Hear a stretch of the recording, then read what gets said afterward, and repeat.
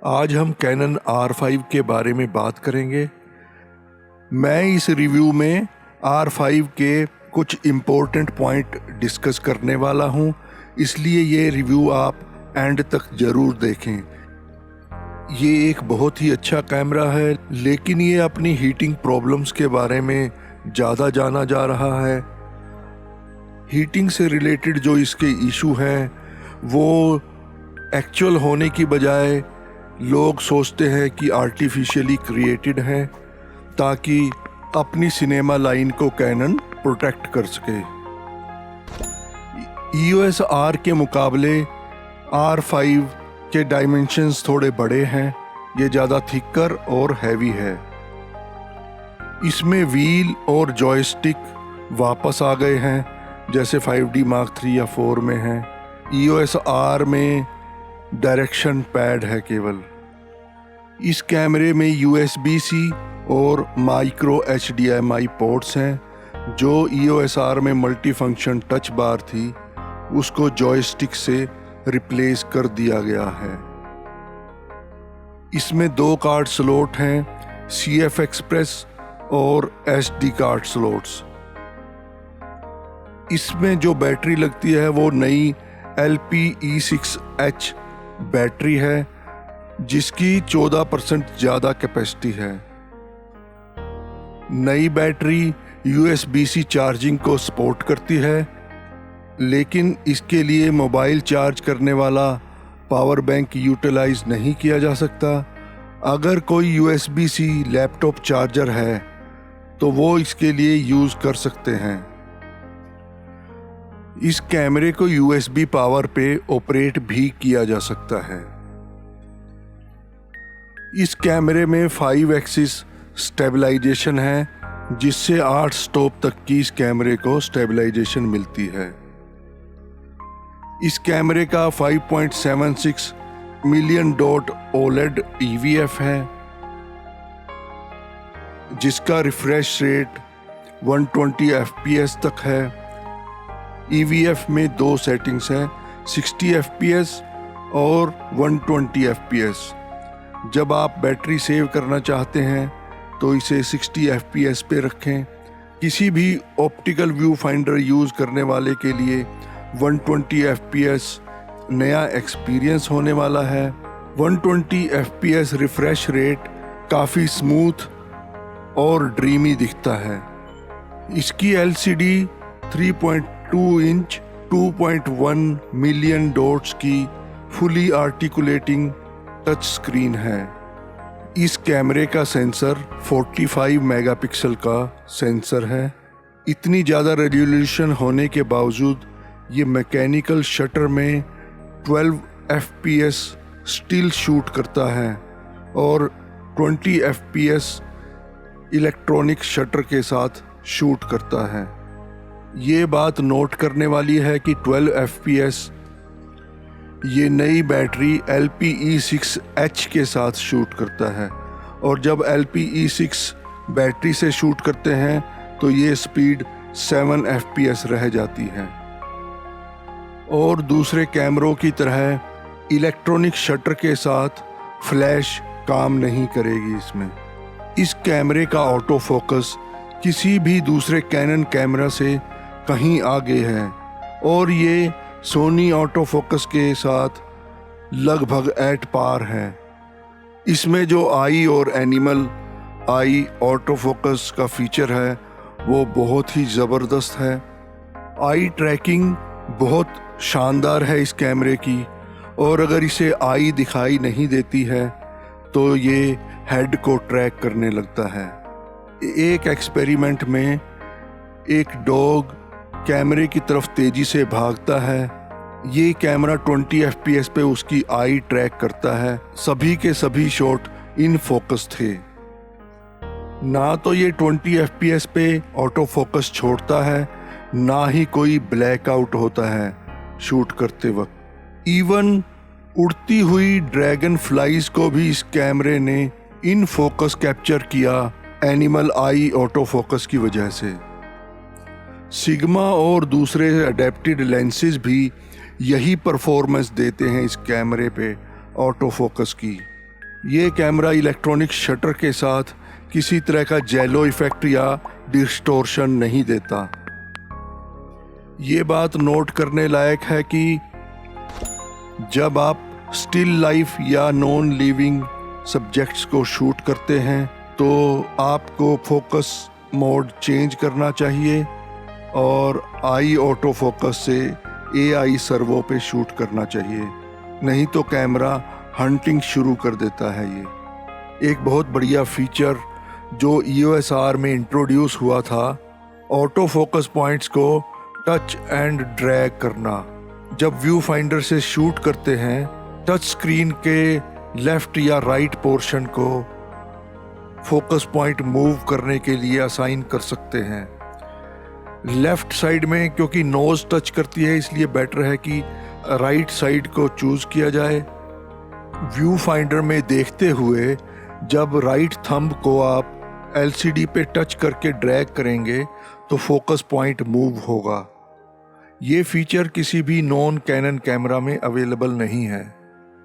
इस कैमरे में नया 100% कवरेज वाला ऑटो फोकस सिस्टम है जो बहुत ही इम्प्रेसिव है। इसमें डुअल पिक्सल ऑटो फोकस का वर्जन 2 इंट्रोड्यूस किया गया है, इसीलिए ये ऑटो फोकस सिस्टम इतना प्रिसाइज, एक्यूरेट और फास्ट है। इस कैमरे में 8K और C-Log में भी ऑटो फोकस अवेलेबल है। स्टिल मोड में 5940 फोकस पॉइंट्स और वीडियो में 4500 फोकस पॉइंट्स इस कैमरे में हैं। ये auto focus system machine learning technology के साथ है और ये अभी तक किसी भी कैनन कैमरे में देखा नहीं गया है। वीडियो में इस कैमरे में रोलिंग शटर अल्फा 7S3 से अगर बेटर नहीं तो इक्वलेंट है। डायनामिक रेंज भी इस कैमरे की दूसरे कैनन कैमरा से बेटर है। इस कैमरे का आईबिस स्टिल फोटोग्राफी के लिए भी बहुत ही उम्दा है।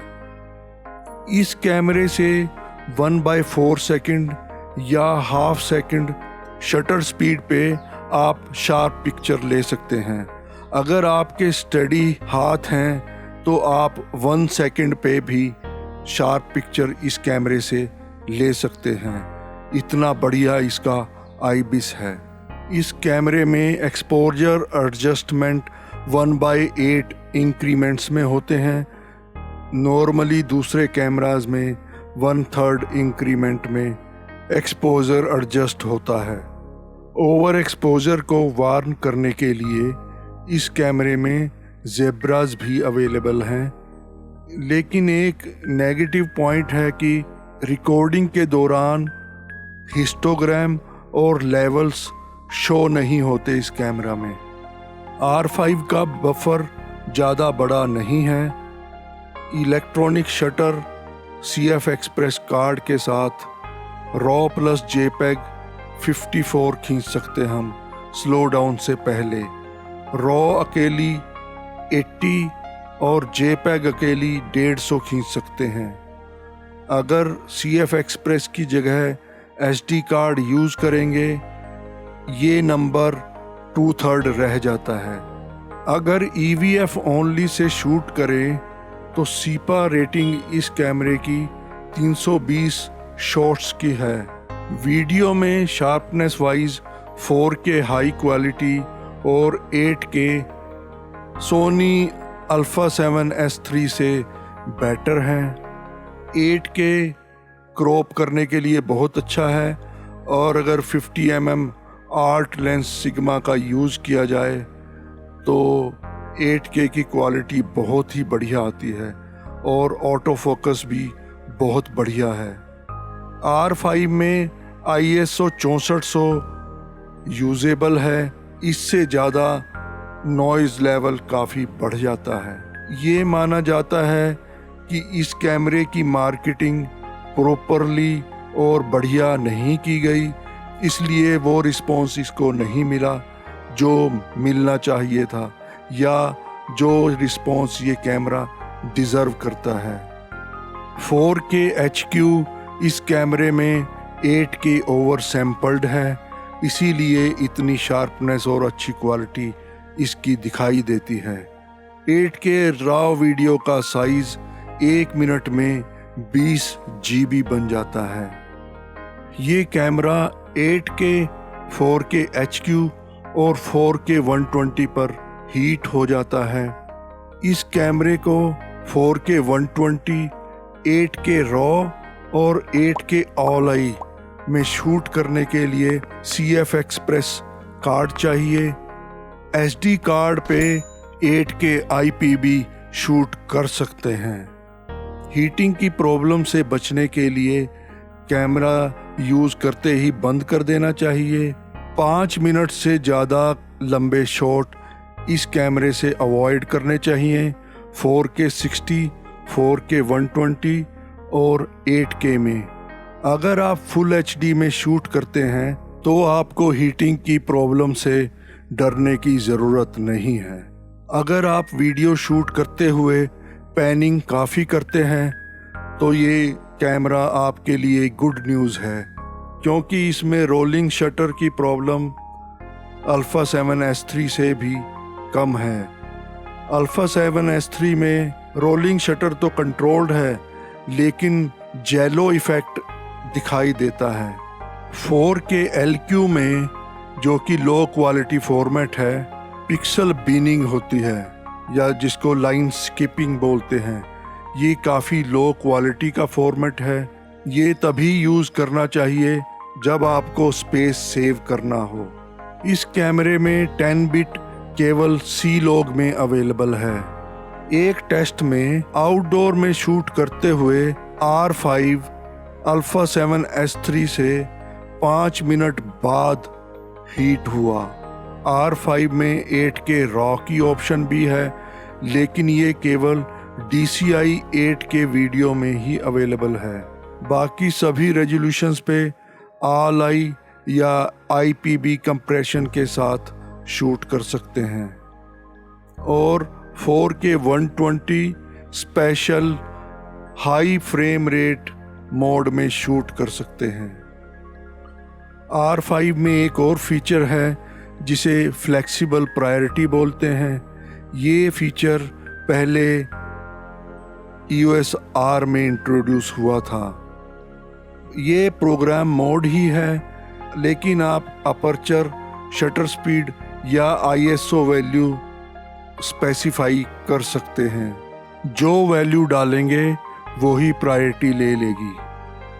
आप 2 पैरामीटर भी असाइन कर सकते हैं, जैसे अगर आपने अपर्चर या शटर स्पीड असाइन की तो कैमरा ISO ऑटोमेटिकली उठा लेगा।